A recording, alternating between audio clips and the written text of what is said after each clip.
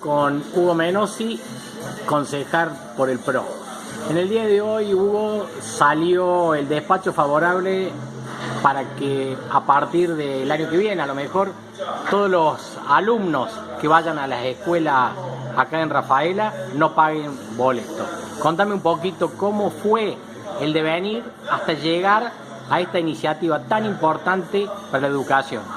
A ver, básicamente se fueron trabajando desde las distintas fuerzas políticas, principalmente este es un asunto que han tomado las juventudes de los distintos partidos, y bueno, y tomó trascendencia o estado público cuando la Unión Cívica Radical, a través del Frente Progresista, presenta de manera concreta el proyecto de ordenanza el día 10 de agosto pasado.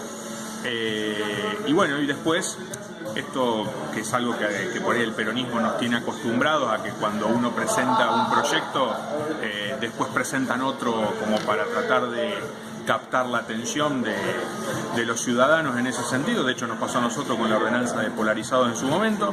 Y bueno, el 11 de agosto en el Ejecutivo inicia un expediente, también con un proyecto de ordenanza un poco más laxo, un poco más flaco, pero bueno, finalmente en el Consejo Municipal ingresaron los dos proyectos, en donde bueno, se hizo un mix, digamos, entre los dos, y bueno, y esta mañana cuando hablaba con Germán Botero, Germán nos decía que bueno, que a él lo que le importaba era que esto salga, así que por eso un poco se dio en esto de dejar la autoría de lado, digamos, y poder darle despacho favorable a este mix que se hizo y que el jueves va a defender el oficialismo local en el Consejo. Pero independientemente de que lo importante es que haya salido, para Hugo Menossi, el padre de la criatura vendría a ser la Juventud Radical, o la Unión Cívica Radical a través de la Juventud Radical. Sí, fue la Juventud Radical la que hizo el trabajo previo de venir a cada uno de los bloques, de contarnos en qué consistía el proyecto, y bueno, y fue quien realmente trajo el tema del Consejo en primera instancia, así que eso queda claro. Hugo, ¿quiénes se van a beneficiar con esta iniciativa?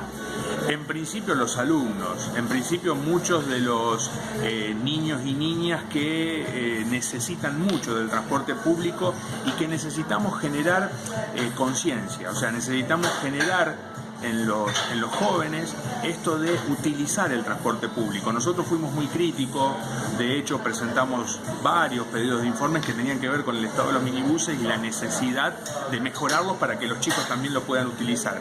En este caso ya no va a existir este entre comillas, lo digo, medio boleto que teníamos, sino que va a ser gratuito, y lo que queremos es que esto incentive a utilizarlos para que el día de mañana, cuando sean grandes, sigan utilizándolo. O sea, propender a tener un transporte público eficiente, de calidad, que es lo que no tenemos actualmente, pero también el hecho de generar conciencia de la utilización de ese medio y evitar muchas veces lo que nos pasa en Rafaela y que el Ejecutivo no le encuentra la pata a la sota, que es esto de que por ahí 3 o 4 personas vayan en una motocicleta. Creo que si nosotros brindamos un servicio público de calidad, evidentemente vamos a poder subsanar otro de los graves problemas que tenemos en Rafaela. ¿No se podría implementar como pasa en otras ciudades, por ejemplo Córdoba, en donde los maestros, los profesores, en este caso de las escuelas primarias, tampoco pagan? El proyecto tiene a los docentes dentro. Nosotros ese tema, en mi caso particular, lo tenemos con cierta prudencia o cierta cautela, porque entendemos que también el personal de la salud, los enfermeros, los médicos que asisten a los hospitales públicos, el personal de seguridad, hablo de la policía de manera directa, también podrían propender a ello. Entonces eso lo tenemos con cierta prudencia. Por ahora arrancamos con el boleto estudiantil. El docente seguramente lo va a tener también, pero siempre con cierta prudencia en ese sentido. Yendo a otro tema, Hugo, y vamos a aprovechar la pertenencia tuya al partido de gobierno. ¿Qué novedades tienen sobre la Ruta 34? Porque aparentemente, pese a que es una obra de nivel nacional, pareciera que es una obra de Omar Perotti. No, a ver, Omar Perotti la empezó a prometer en el año 2004 y después fue sistemático. 2005 hablaba de la 34, 2007 hablaba de la 34, 2009 hablaba de la 34, 2011 hablaba de la 34. ¿Qué tienen esos años? Son años electorales. A ver, siempre se hizo política con nada, con la presentación de un plano, con la presentación de un presupuesto. Una vez fue muy gracioso cuando presentaron, no, tiene asignado presupuesto, tenía 1 millón de pesos, no era ni para los estudios. Entonces, acá tenemos una realidad, hay una decisión del gobierno nacional de establecer prioridades, y estas prioridades tienen que ver con la ruta 33, la 34 y la 11, por lo menos la que nos afecta a nosotros en la provincia de Santa Fe. Hay una clara decisión del gobierno de Mauricio Macri de avanzar en este sentido, de avanzar más hacia el norte también.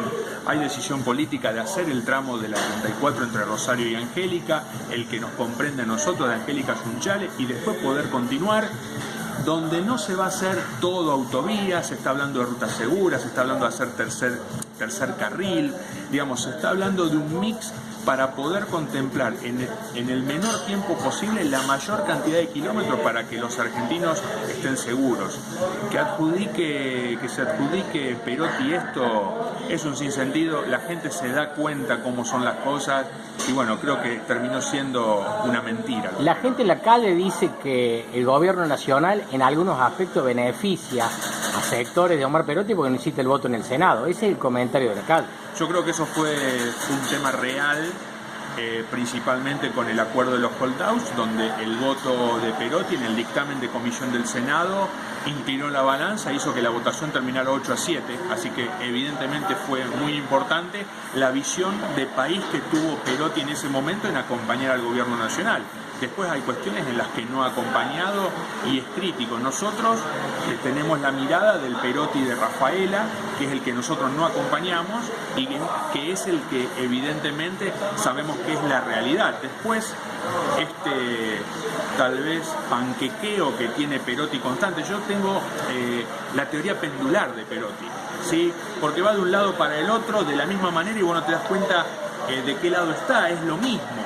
Entonces, evidentemente nosotros tenemos que consolidar lo que se ha venido construyendo a lo largo del tiempo, con o sin los Perotti de la política que hay.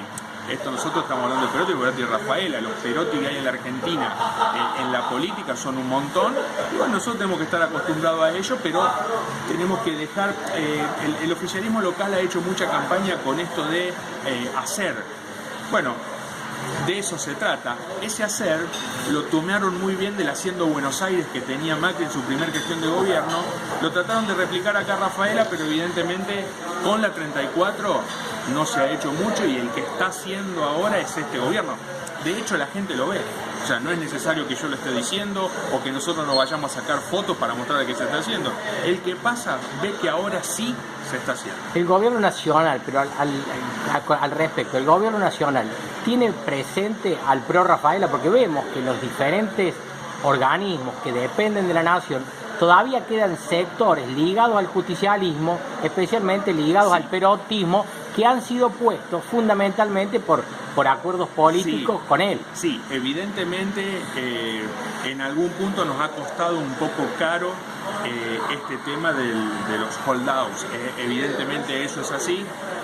Son acuerdos en los que uno, valga la redundancia, no está de acuerdo, pero evidentemente tiene que ver con la política actual y con cuestiones que evidentemente el gobierno veía más importantes.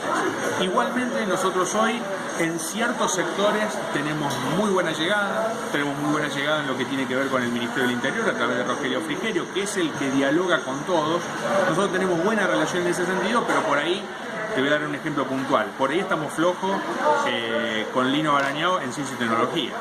Esa es la realidad, o sea, hoy tenemos algunas deficiencias todavía en ese sentido, tenemos algo de fuerza en otro sentido, pero evidentemente nos falta seguir viajando a Buenos Aires para lograr fortalecer este vínculo, porque terminamos siendo como las personas de confianza del gobierno nacional en Rafaela y en la región. Y bueno, lo que tenemos que fortalecer es eso. Hugo, te aprovechamos al máximo, te vamos a exprimir al máximo. En los diferentes medios ya se está hablando de que el mes que viene todos los dardos están apuntados a las elecciones de medio término. ¿Cómo es tu situación en el PRO?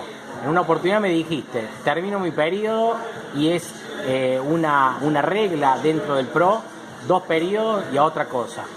En mi caso yo termino en el 2019, Lalo termina en el 2017 y seguramente vamos a ir por la renovación de la banca, tratando de construir un PRO, un cambiemos para tratar de ganar la elección de medio término. En mi caso particular yo tengo